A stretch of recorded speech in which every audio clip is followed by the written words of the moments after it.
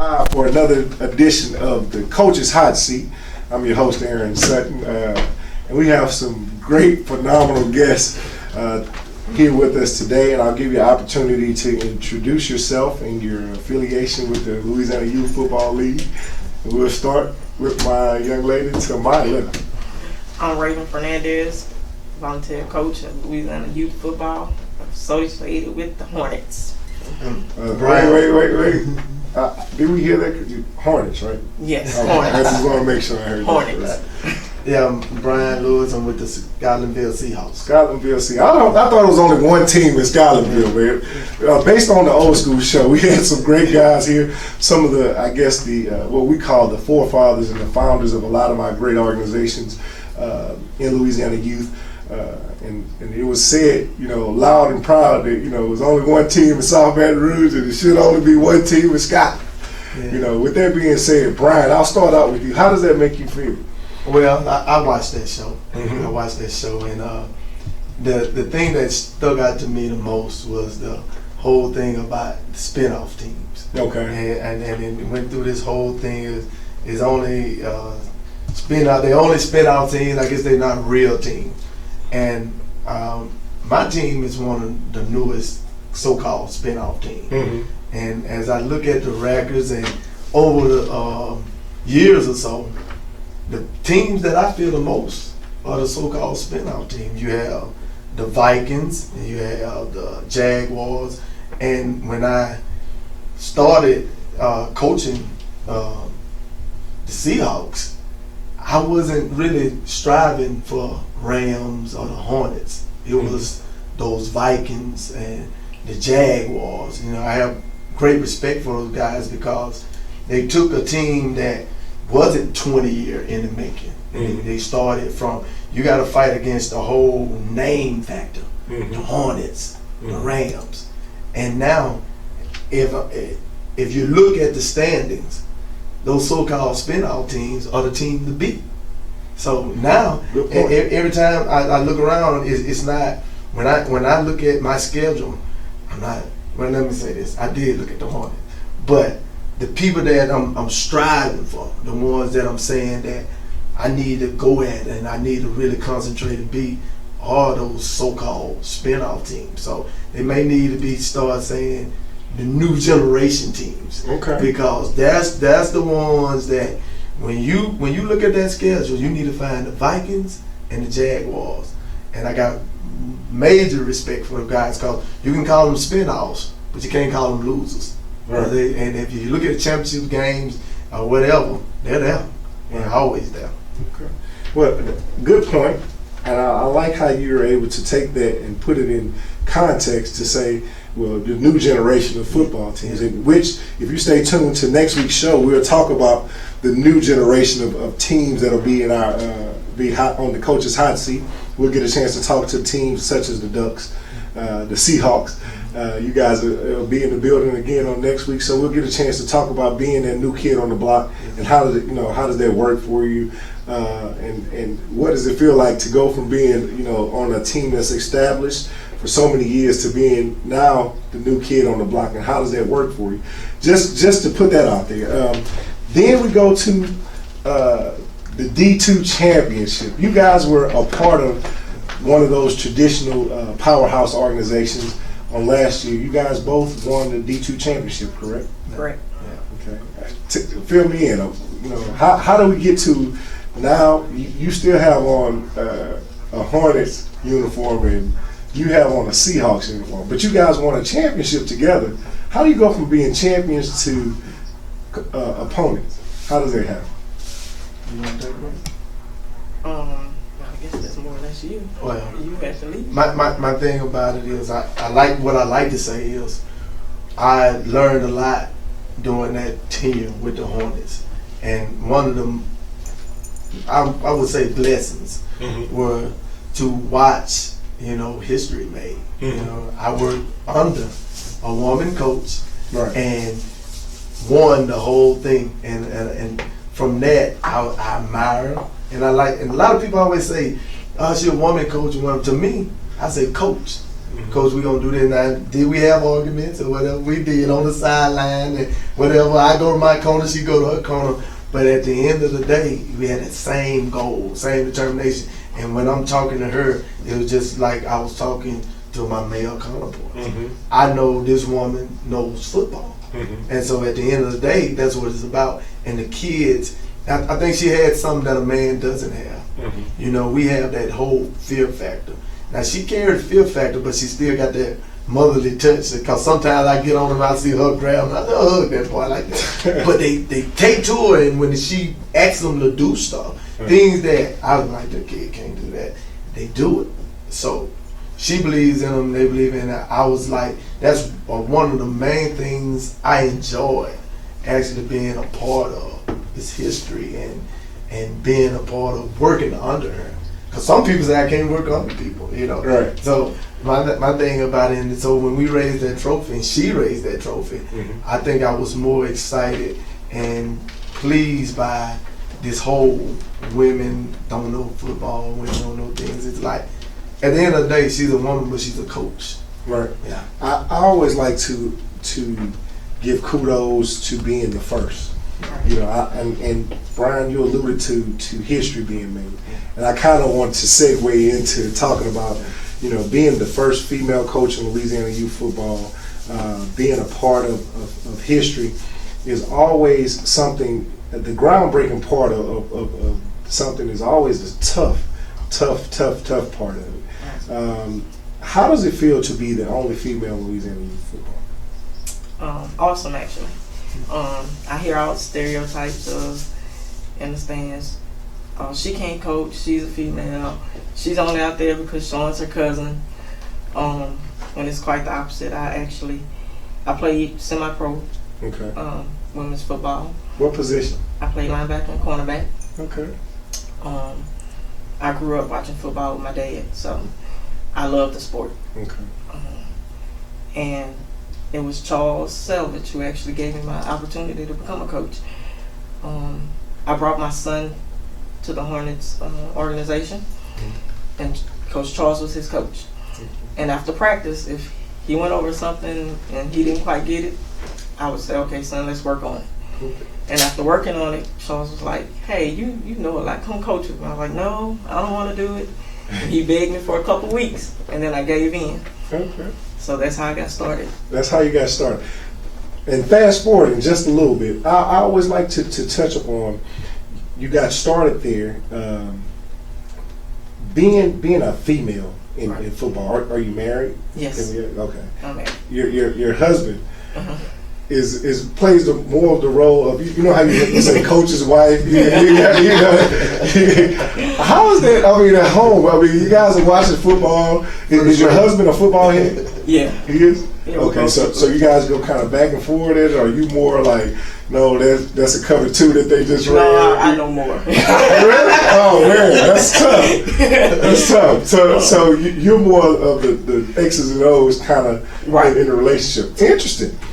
How do you feel about, I guess the feminine side of maintaining being feminine and a football coach with a male dominated environment? How does that make you feel? Like, are you still able to, if you wanted to, put on heels and a dress, or is that a part of you, or are you just more like, you know what, I'm gonna rock sweats? And I mean, tell us about Coach Raven outside of just football. You know, is there a side where she puts on earrings and carries a purse? You know, talk to us about it. I carry a purse, but no heels. No heels? No heels. Sweatsuits, tennis shoes is me. That's you. All day. All day. All day. Okay. I just really, I'm curious because, being married, I'm sure, you have a husband and, it's like, baby, put on some of these heels so you did or something. It's like, no, I'll put these jogging pants on. We're gonna actually stick with the jogging pants. Look, so how does that work at home? Female all day, but no heels. I'm down to earth, just always been athletic type. Okay. So he met me that way. So. Okay, he met you that way. Right. So you woke up like this. That's what it is, woke right? Up like this. Beyonce. Been around me for 3 years, but you done seen me well. Okay. Well, I just, you know, I just want to put it out there, you know, because a lot of people get to know somebody. This is a show we call the Coach's Hot Seat. I'll ask questions that kind of might catch you a little bit off guard, but we want to hear your opinion about it. We want to hear from you about your experience in Louisiana youth with your personal organization, with your personal surroundings, and maybe it'll give someone some insight on how the inner workings of youth football work. A lot of people don't realize the things that you put up with. Coaching, you know, this is a volunteer job, or correct? Nobody's getting paid. Have you paid? No. Okay, I just want to make sure. Nobody gets paid for what they do. Your role with the Scotlandville Hornets is what? Currently, I'm assisting with the kids. Pretty much just whatever the kids need. Helping Coach Jack. Okay, helping Coach Jack. But you guys won the D2 championship. Let me go back to this. You guys together won the D2 championship, and you were the head coach, correct? Correct. Okay, so how did we get to where now you're an assistant? Talk to us about that. What happened? At the beginning of the year, we started out as of last year.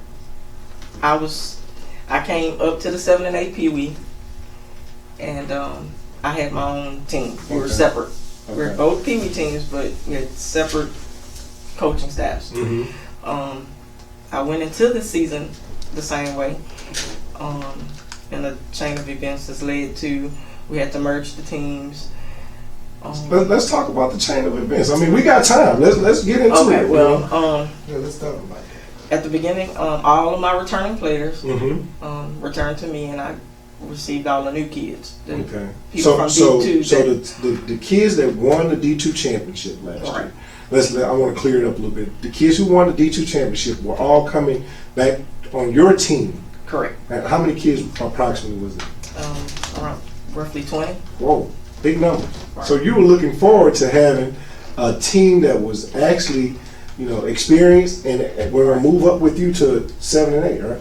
Correct. Okay, We're so 7 and 8, but okay. we were D2 last year. Okay, so this year you're going to be a D1, 7 and 8.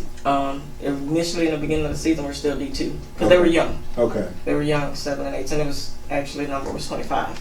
Okay. So they were mostly 7-year-olds last year. Okay. So it's not unheard of for 8-year-olds to still play D2. But when you win the championship, coach, come on now. I didn't know the rules. Well, you got to read the rules. The rules say when you win, you come to the SEC. That's how it goes. Welcome to the SEC. Last year, whoever won the year before me still stayed in D2. Who? The Jets moved. I played them last year. The Jets stayed in D2.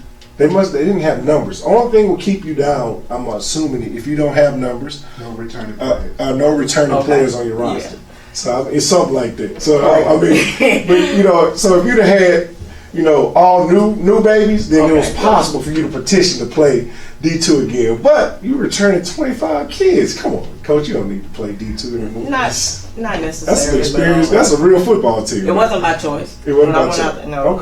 Okay. Coach Swan told me that Coach Jack was to receive all of the handpicked from the kids to build a strong D1 team. Okay. So, but I was going to keep all of my returning players. How did that make you feel when you got that news? I was fine with it. I was coaching my returning players, so that's all that matters. You just want to keep your nucleus of kids. Correct. Yeah. Okay. And I'm out there to coach the kids, so it doesn't matter whether I'm D1 or D2. Okay. So we move forward. So now you got a group of kids that you're going to coach, right? Correct. All right. So what happens after we get established? This is your group, Coach Raven. That's your group, Coach Jack. Let's move forward. How do we get to where now we got to merge one team? How does that happen? I got news that my 7-year-old, I had my returning players and all the new kids. So it was more. Wait, it was more than 25. Right. I mean, my roster was filled at 35. So okay. So before you merge the teams, let's say before we merge the team, you had a full-fledged 35-man roster. 46 actually. I had 46 kids. 46. 46. You had 46 kids, and Coach Jack had how many? Roughly 18 to 20. 18 kids. So that's where the issue kind of came about, right? I guess, kind of, sort of. But even after that, I had all D League moving up, Okay. and I just felt those 7-year-olds weren't ready for D1. Okay. So when I got the news that we had to go D1, I was like, I'm not doing it to the kids. Okay. I preach safety, safety first, and I just didn't feel it was in their best interest for the new kids, not my returning players, but the additional kids. If I would have competed in D1 with that team at the time, those new kids wouldn't have got to play. I would have had to use that 25 all the time, you know. Okay. So, make a long story short, I was like, I'm not doing it. I'm not going to play those kids. And one thing led to another. And like, you have to merge them. And this happened the week of the first game. So do you guys run the same philosophy, football philosophy? Completely different. Wow. So it was like starting from square one. Yes. And it was tough. The kids are still not gelling, but it's not their fault. You know, we started. Their first week of practice together was the week of the game. So I mean, that sounds like the numbers were pretty much astronomical in comparison to merge them into one team. That became ridiculous. So what happens when the numbers are that huge? You guys cut down. Where do those kids go? Well, no, we ended up having 2 teams. So you guys still half of my team went to D1. The other half was in D2. But a lot of this was from miscommunication with Sean Bates. The Godfather himself. Correct. Okay. So we had miscommunication with Coach Bates, who's the president of the organization. Correct. Okay. So how do we rectify that situation? What do we do to make it a better situation? Like I said, I'm out there for the kids. Whatever we need to do, I do it. So I think we're skipping some things though, right? We have to be skipping something because from what I'm hearing, I hear Coach Jack. I'm hearing a lot of this, but we missing. We got to be missing some information here. How do we get to the Seahawks and the Hornets? You know, we talked about the numbers, the volume of kids. How do we get to the Seahawks and the Hornets? You guys won the D2 championship last year. We got Coach Jack with 18. Y'all had 46. That's what I'm thinking. Where did you go? No, before the season even started, I was a Seahawk. You was a Seahawk? Yeah. Okay. We had, the issue was, anytime I coached with the Hornets, I did D1 and D2. Okay. I love the game. Right. I don't care if you're a D1 team, D2 team, I love the game. I love the game of football. So I think I was probably one of the only coaches that coached both. So you're talking about Sunday evening or Sunday morning, I'm going to the D2 game, and then I'm trying to rush to Memorial to the D1 because a lot of coaches they'll do the D1 because the D1 is strong, and the D2 sometimes takes some losses, and a lot of coaches can't stomach that. And to me, if you love the game and you see improvement from this child, no matter if you don't win a game, but you get that child at the beginning of the season and where he can't even make a tackle till he's confident to come up and make a solid tackle, you win. Right. So the split didn't happen with us during this season. The split happened past season. And let me get you a little history on the split. I come from the Cowboys, and be honest with you, when I got to the Hornets, I come from playing college ball or whatever, and I was used to coaching older kids. So I learned about how to coach younger kids when I got to the Hornets. So my thing about it is, from the time I was there, that 7 and 8 year old D1 team, check the records. We in the championship game. We there. It's there. In order to win it, we didn't win it, but in order to win the championship, you had to come through the Hornets, and that mostly was a stay of Coach Jack and Coach B.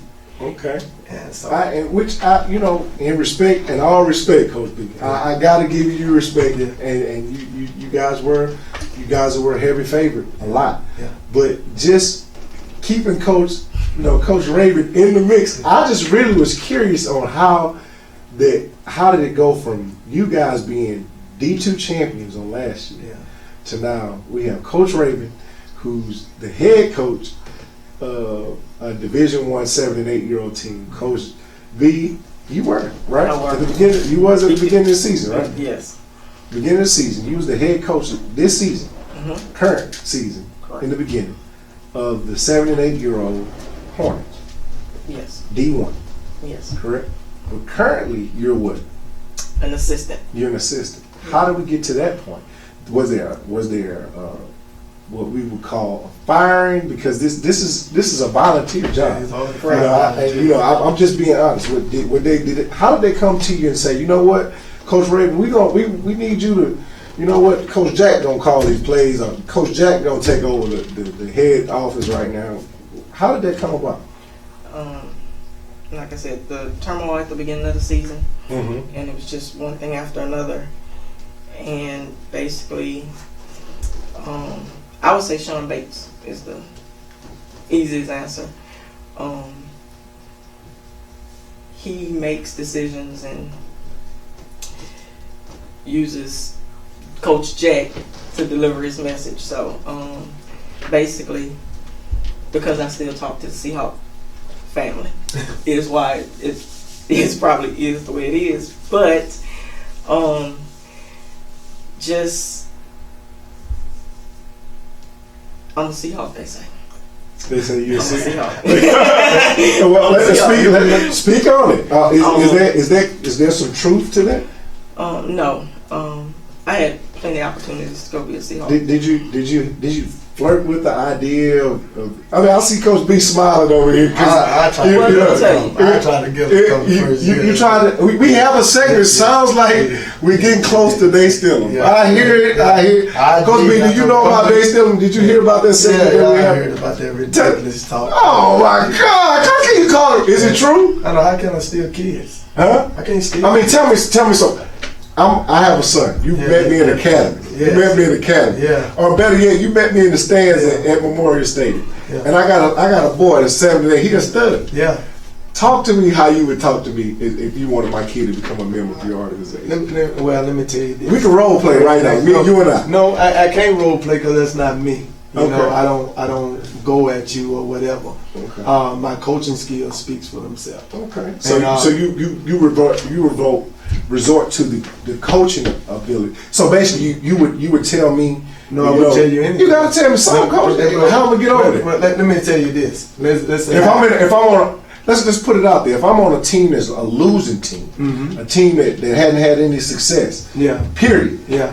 And you see that I'm the star athlete on that team, and you look at you got a better opportunity for me. How would you get me to realize that your opportunity is a better opportunity for me? I'm not a salesman.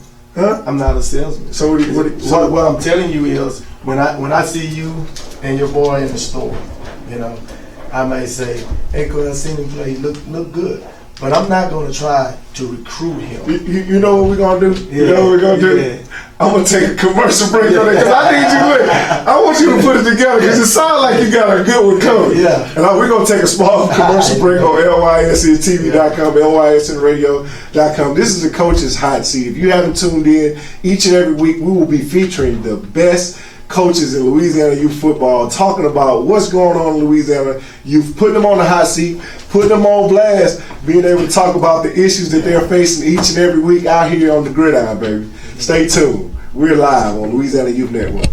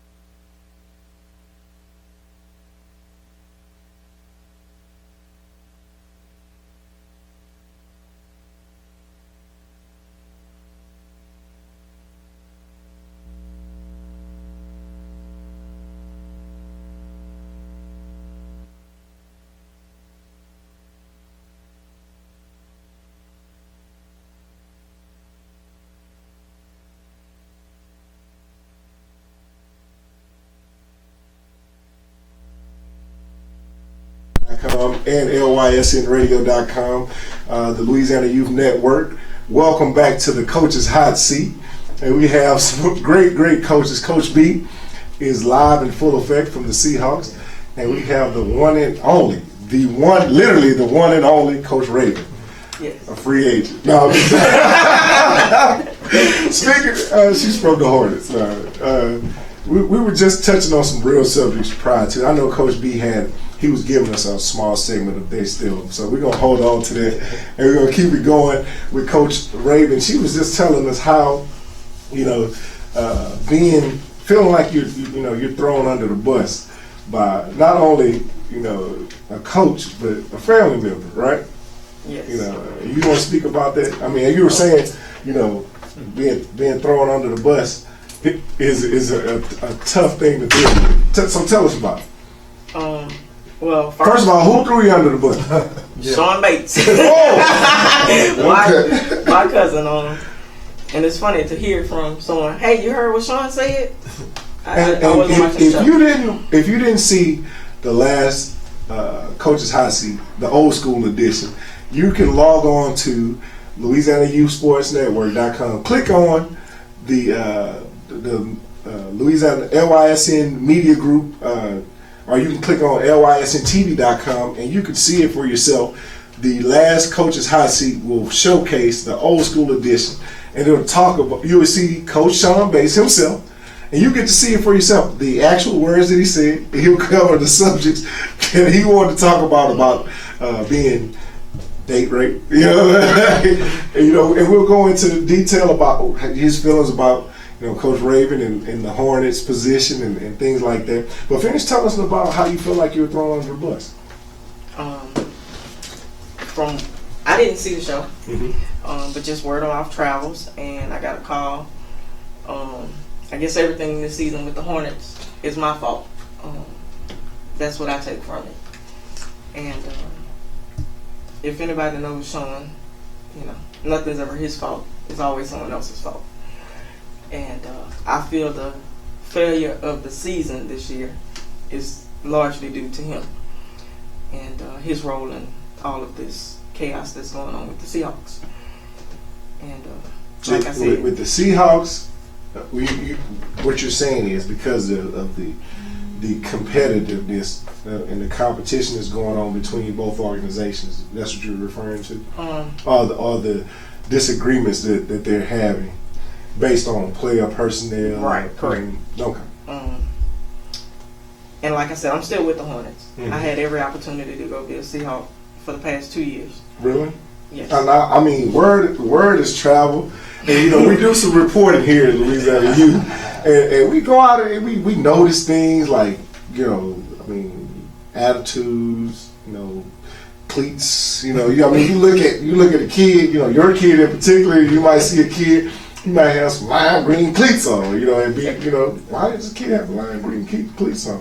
Word on the street trying to say, well, Coach Raven actually went over and worked with some of the kids over at the Seahawks. Is that true? No. You didn't? No. Not one time this summer. You didn't think about it? No. Were you invited? Let me ask that. Yes, I've been invited for the past Coach 2 years. Yes, I ain't Coach Charles. Okay. Yeah. I just want to put it out there because Coach B said he don't entice or invite nothing. He just show up on the own and his coaching skills. I'm just reporting this as I heard you say it, so I'm just repeating it. Did I not just hear you say that? You say if I met you. I just said my kid. I don't know. We were using Coach B. We were using a scenario. We were using a scenario. Well, we were playing around. See, that's when it gets. We gotta use a scenario. Wildfire. Why? Yeah, why? Let's talk about a kid on your team. Then. Okay. There was a prior Hornet. Okay. Let's talk about that. And, I mean, how did that kid end up on your team this year? Which kid? Number one, this is Scotlandville. So there it is. If you come from Scotlandville, 9 times out of 10, you gonna come from the Hornets. My thing about it, I come from the Hornets. I did 6-7 years with them, and like I say, when I left, word on the street is Coach B is gone, and then I talk to people and say, look, I'm going to be a Seahawk Yes, I did. Did I say, well, you need to come with me or whatever? No, I said, I'm here. If you want to come, you can come. Let that be your child's choice. And you know what? I'm gonna tell you what's crazy about this whole thing. Coach, you smooth, Coach. I'm gonna tell you, you smooth, Coach, because you just you know you lead into it now. I'm gonna tell you. Let me tell you. I'm gonna say this and I'm gonna let you speak. Yeah. I'm gonna say this because you smooth with it, Coach. And I get it. See, but when you say you know, I told him, look, when the word on the street passed and said, Coach B is over at the Scotlandville Seahawks. Yeah. You know, let that be your child choice. He can come if you want to come. Absolutely. But I mean, but that's an invitation. Would you call it an invitation? Oh, it's an invite, but it's not a recruit. And let me say this: a recruit is I do this for you. We can do this for you. Okay. That's a recruit. There's a difference from a recruit and an invite. And so when you go around and say, I'm stealing your kids or all that other little. I was just curious. Yeah. When I hear people say it turns into something it's not. And so you don't want the credit for stealing kids. I can't steal your child. Okay. I can't steal your child. I can take your parents or let me put it like this. That's smooth. That's smooth. Man, I love it. I gotta use that one though, Coach. I can't steal your child, but I can take your parents. Let me tell you like this. Now one of my child drive. That's right. So you ain't steal the kids, you took the parents. Well, let me say this too. Uh-huh. It's something like your woman. Yeah. If she yours, I can't take her. You know what I'm saying? One or two. Well, she can be taken. She could have started out with mine. She at least purchased. You might have it for a little bit. You ask me a question and answer. See, I can't take her.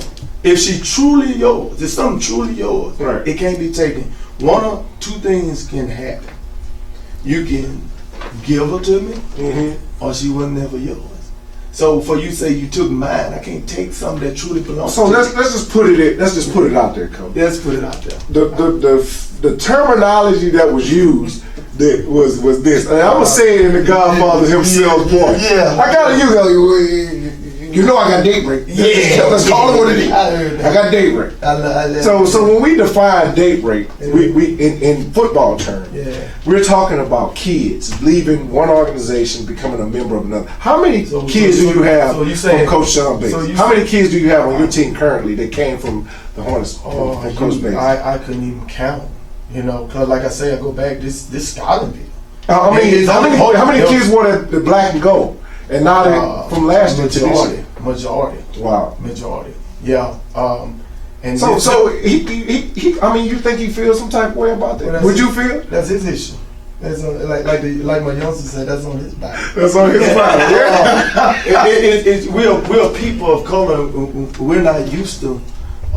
We are used to struggle. And so what you trying to tell me is they shouldn't have choices. I offer them a choice. Now, when I offer him a choice, that ain't a recruit. Now, if he mad because they choose me over him, and you can call it rape, stealing, or whatever, I call it freedom. You know what I'm saying? That's freedom. So you have freedom to go where you want to go. And let me start the backlog of this because to understand the whole story, you need to start from the beginning. Let's speak on. All right. It was no truer Hornet than Coach B. Anybody around the league that ever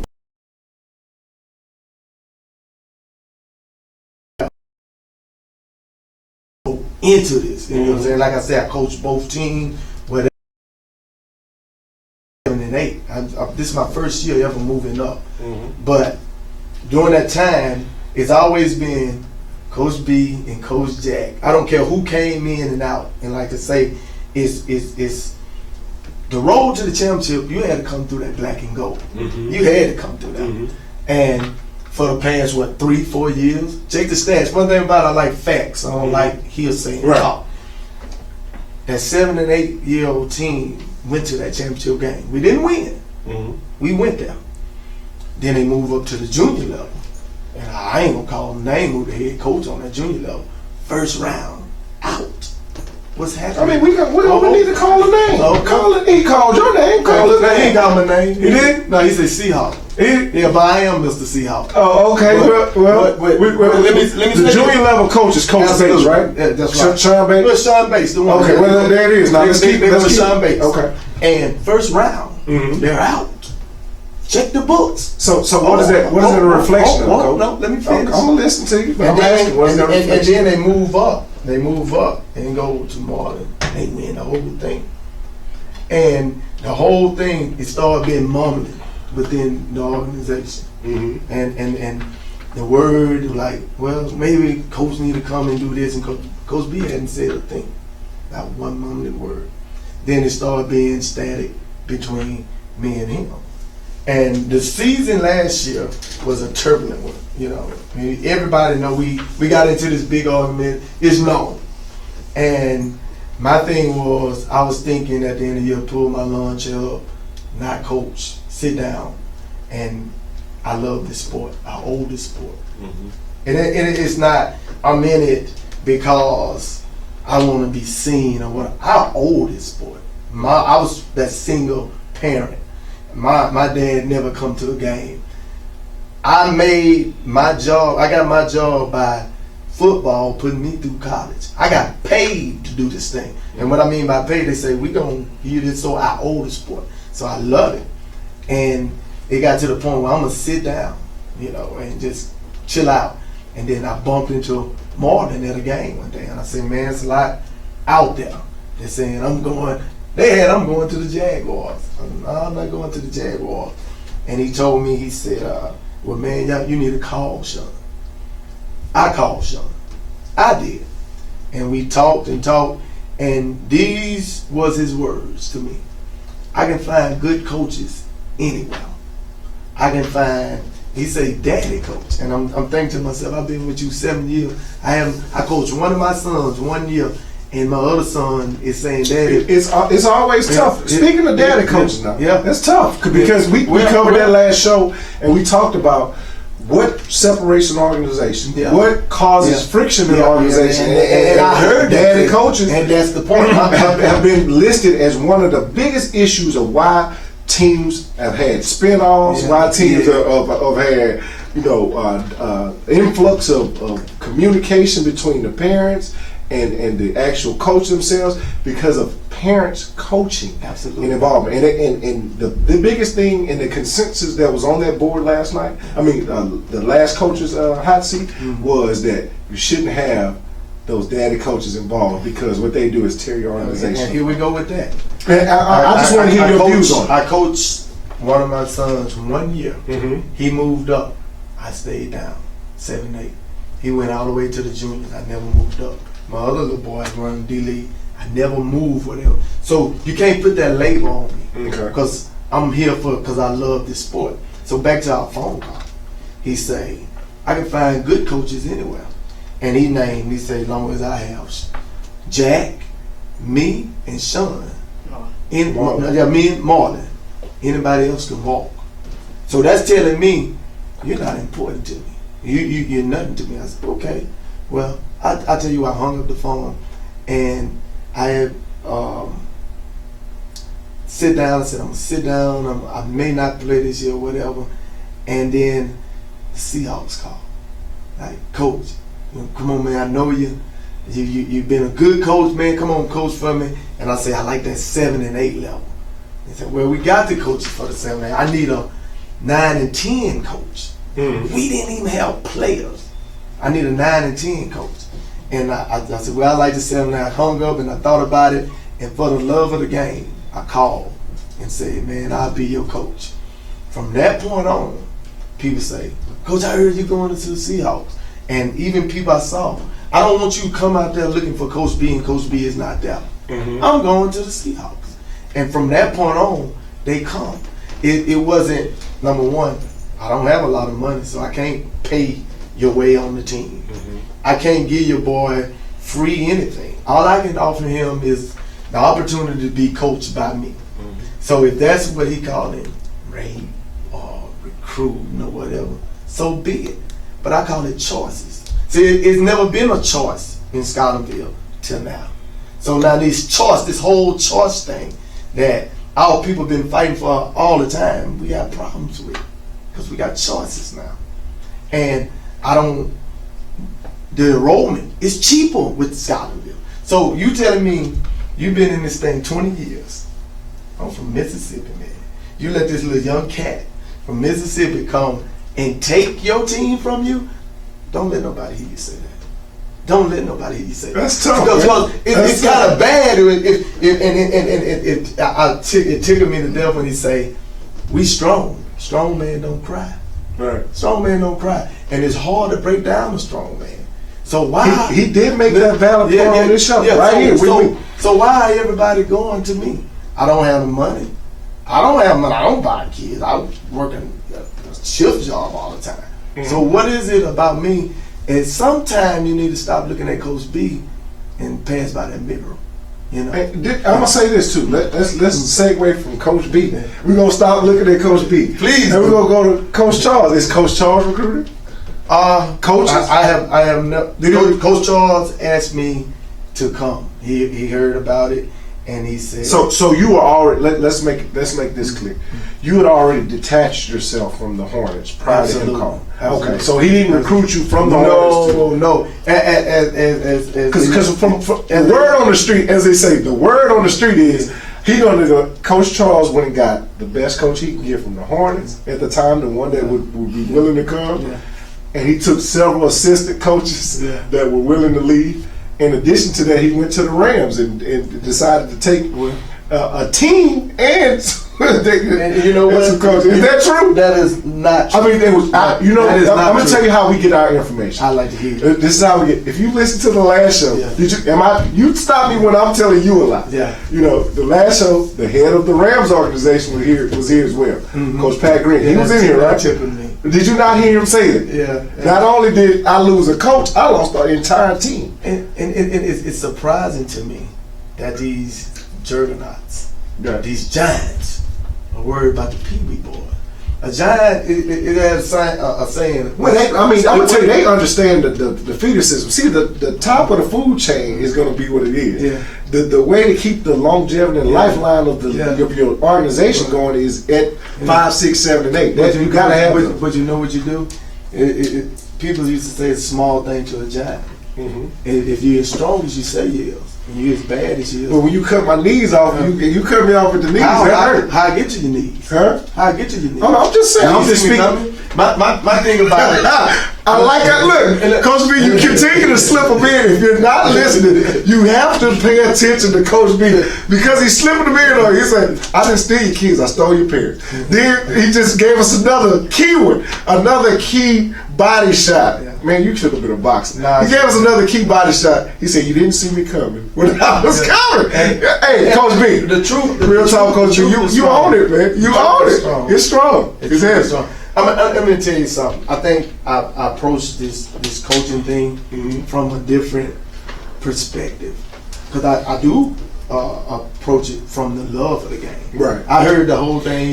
They here for show. They want to. I approach it for the pure love of the game. And people say winning's not everything. Winning is everything. Winning is the only thing.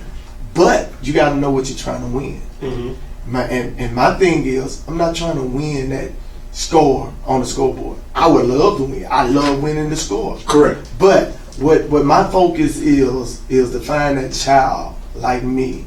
And you know when I know I won?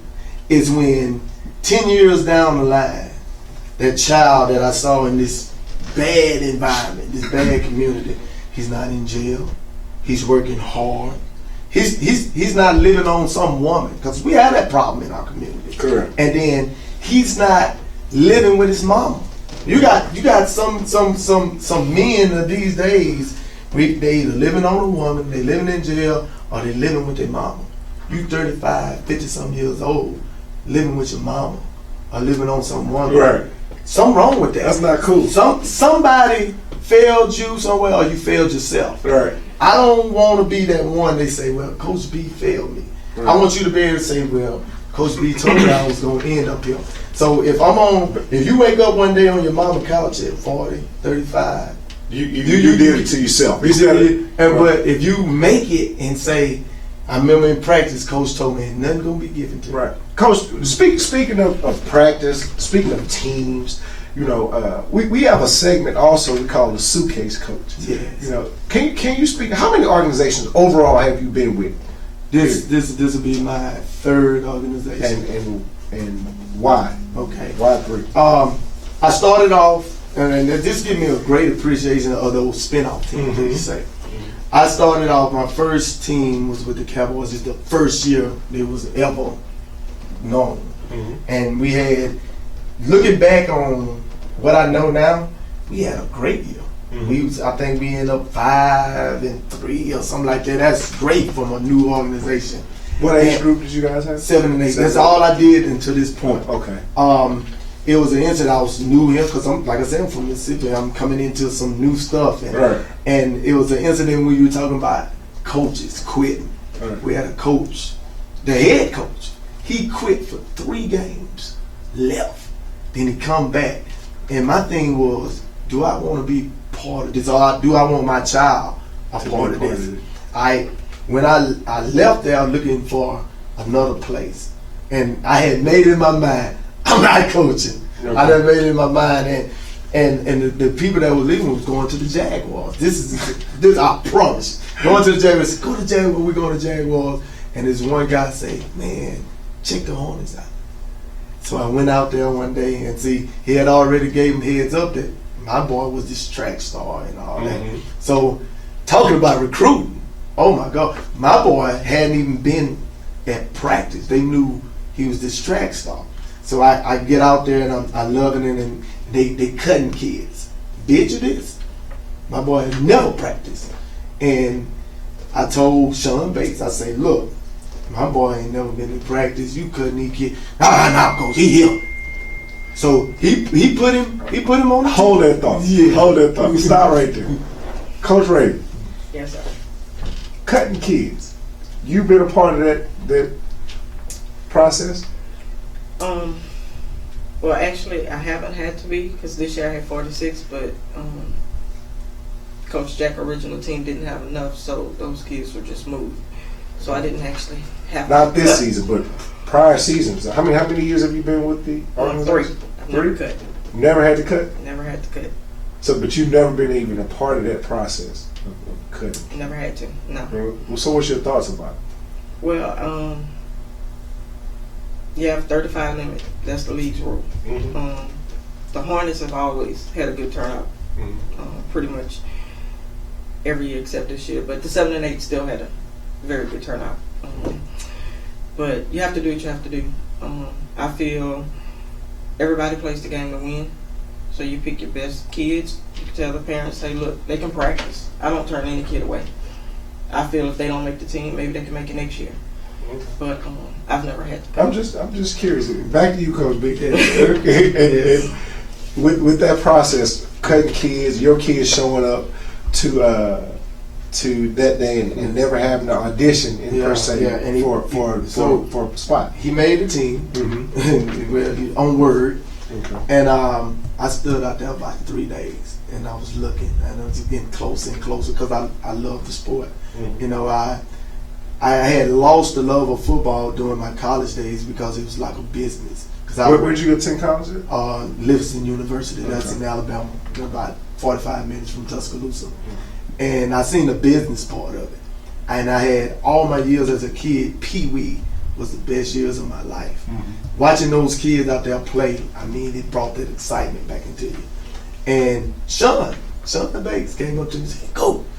You want to go? I remember you with the Cowboys. I said, nah, man, coach. He said, you need some help. So I said, yeah, man. So I got on with the team. And when I tell you, and I can't say this anymore, I learned how to be Pee Wee coach with the Hornets. Because was it attributed to the mentoring from Coach Bates? Who would you attribute it? Most definitely not Coach Bates, because we never was on the same level. He was always with the juniors. I'm just curious. It was just being in that environment, the kids, and learning as I go on. Okay, you coaching over his head now. Back it up now. So when I tell you to this day, I love the Hornets organization. I love the kids. The kids love me. I love the parents. This issue is not between Coach B and the Hornets or whatever. This is like Paul said, this is between me and Biggie. Ain't nothing else. Like Tupac said, so it's between between Coach B and Coach Bates. Yeah, and then the spin-off is they talk loyalty. Let me say this. Hold that thought. Loyalty. Yeah. The beef is not between the Hornets and the Seahawks. No. It's between Coach B and Coach Bates. Absolutely. We'll be right back after this small commercial break because we're going to touch on that live on LYSNTV.com, LYSNradio.com. It's the Coach's Hot Seat. You don't want to miss. Coach B is going to come back and tell us what's beef. We'll be back.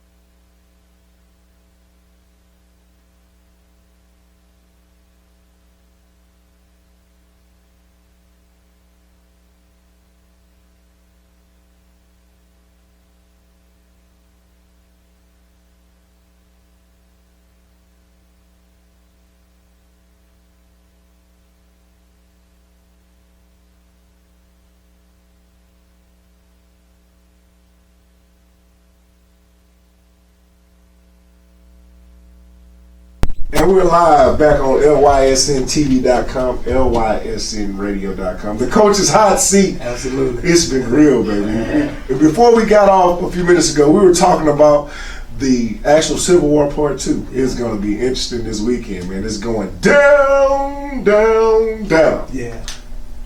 Coach Raymond, will you be on the sideline this week? With your, I mean, just curious. I mean, since you said they gave you your Tommy situation, they told you was smoking, so you was fired on your day off. Craig, you was fired on your day off. Volunteer. Yeah. You gonna be on the sideline with your pink slip? Yes. Yeah. Yes. Are you a G? I just want to you get the. I don't teach my kids to quit. And I respect that. You know, in all sincerity, you know, even though you have a disagreement amongst adults, it's very female-ish, feminine of you to go out there. I'm going to go out there. You know, I can't say it's very, man, it's very feminine of you to go out there. That's funny. By the way, you know that was funny. Right. But to go out there and actually, warm it up and do your part. You know, I salute you for doing that, and I really respect that. Absolutely. Back to the Civil War. Yes. This weekend, Yes. 11 o'clock at Memorial Stadium, it goes down. Yes, sir. Yeah. Is it more like? Is it? Let me ask you. Is it more like Big Brother, Little Brother, or is it more like David and Goliath? Is it more like Godfather and Godson? Is it more like my first cousin? No, it's football. It's none of that. It's football. I mean, for a few minutes ago, we just got them talking about it. It ain't beef between that's right. So Seahawks and the Hornets. It's big and it's pop. Well, let me say it like this, and at the end of the day, it's still football. Right. And and like I said before, my heart is with the Hornets. I got kids over there I coached, so it ain't against them. Let's cut to it. Yeah. How special would it be to win this game? Oh, I love winning. I'll take you back. I love winning. 8 years ago, 8 years ago, I had a situation similar to your situation. With me and my we're still best friends to this day. Yeah. With me and my best friend started a football team. Yeah. We had the Canes. Yeah. And we decided after one season, a winning record, that it wasn't working. So, and you heard us on the radio, free this, free. He was on the radio, we got free uniform. So I decided to start my own team, and I gave away a car on the radio, and he hated it. He couldn't stand it. So, and Leroy was laughing because we on the radio just going back and forth for a whole season. We didn't talk to each other, and then we had what we called the Civil War. Leroy scheduled us. First game in the morning. Kid you not, before LYSN TV, LYSN radio, all that good stuff, we had a game that we had an actual camera crew. Multiple cameras. Televised it, and it was a shootout, and we went at it, and of course I won the game. So I felt, I'm just being honest about it. I felt okay. Not here to talk. We'll get him on the phone one day. We'll get him to call in or come in one day. But it felt good, and I'm making this point to say how significant is this win right here in comparison to the rest of it? It's just a win. And I mean, I want to believe that. But I've been where you sit there. No, you're different from me. Because you got it. This is one of those wins. Because you got kids that have played on the other team. Let me say this, and that's the hardest thing. Right. I'm gonna tell you that last year I had the same battle against Charles, and we won 2. We won in the playoffs. We won a regular season, and that's probably was the one win that I enjoyed the less, because kids that I coached, that I always seen happy, they're crying because I beat them. So this thing, Sean don't move me. He don't move me. So if you're looking for me to say I just want to beat him so bad, I always want to win, but it's not going to be a sweet victory because I got to play my players, players that I coach. So if he beat me or whatever, he may enjoy it, because those are some of his players that show you the mentality we're dealing with. Because this thing is bigger than us. Do I want to win? Do I want to lose? No, I don't want to lose. Will it be sweet when I'm gonna go home and be so overjoyed by watching some of my ex-player cry? No. This is the worst game of the season for me, because I'm playing against home. That's just like a civil war. You had brothers against cousins against. That's why we call it the Civil War. You don't like to see family members cry. You know what I'm saying? So no, it's not gonna be something enjoyable to me. It's something that has to be done. And for Sean, I don't care about. He said a lot of things or whatever, and he probably dreaming about beating me. But at the end of the day, I love those kids. I love this game. And one of the 10 coaches. Let me ask you this. Yeah. Coaching abilities. Absolutely. what are your strengths and what is his weaknesses? If you had to identify strength and I ain't weaknesses. gonna give y'all that. I'm just saying. I'm gonna put it like if this. you had to identify, I'm gonna put it like the this. strength and weaknesses I'm of your gonna say- team. Let's just say this. Let's go here, Coach. Let- Let's go here. If we had to identify the strength and weaknesses of the teams, Yeah. per se, because the game still has to be played. Yeah. It is what Yeah. it is.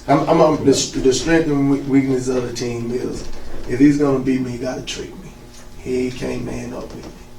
Man on man, I think that player for player, I have the best team. I think so. You know, so what he's gonna have to do is come and trick the kids, and that's what you do. You're not gonna trick me, but you can trick my kids. So I'm gonna have to try to prepare them to be ready for the trickery, because that's the only way. That's the only way he can still win. He know it, and I know it. But like I say, at the end of the day, I know that it's the hype, the big hype, and whatever. But it's not gonna be a sweet victory. And like I say, we talk about loyalty, and Coach B don't love the Hornets and whatever. And I'm gonna go back to this. Before this season began, my boy had always played with Coach Raven, and when I decided to go to the Seahawks, I told him, son, it's your choice. You can go and play with Coach Raven. There's no bad feelings about it, because I believe in loyalty. And this is the only coach you know you play with. And right up into about 2 or 3 weeks into it, he was going to play with the Hornets. And I was going to let him. I was going to pay his Hornet fees and everything. But I told him, at the end of the day, he ended up saying he wanted to go with Daddy. So that's what it is. So this is not, like I say, this thing is not about the Hornets. You know what I'm saying? I have much respect for them. I love the parents. I love the kids. This thing is strictly about me and him. And I think I already done beat him, because at the beginning he say, Coach, he can't coach him. Check my record out. Look at me. What's your record right now? Yeah, I'm 5-1. Yeah, I'm 5-1. And I'm winning on a good coaching level. And the thing about it is, I tell my coaches, I just had 2 coaches meeting where I take them out and we fellowship. And I tell them, good game, coach, y'all. At the meetings, I say, well, coach, what we think we ought to do with this? Everybody has opinion in our family. So they're able to put some input. Absolutely. And that's a different. Would you say that would be strength and weakness? Are different. Look at my sideline and look at his sideline. On defense, you see Sean Bates. On offense, you see Sean Bates. Do timeout, you see Sean Bates. The other coaches might be there, but they backside. Look at my sideline. Offense, I'm on the other side of the field. I let my coaches coach. That's another thing I like about. So you never got an opportunity with Coach Bates. You would say that I mean, I know you were on a different age group, but since you've been a part of the Hornets organization, you've never seen a coach get an opportunity to actually with him? Yeah. Oh no, this is show. This is the Hornets in him. He missed the Hornet, baby. So if he missed the Hornet, you ain't gonna get no shine. No, I've heard it all. So my thing about it is, I like to let my coaches know that, man, you're valuable to me. I need you. You know. And when I decided to come to this, Charles, why he say he's recruiting, his thing was, Coach, I seen you, Coach. I've been over there with you. We all come from the Hornets. I know what you can do. You take this team, you run it how you run it.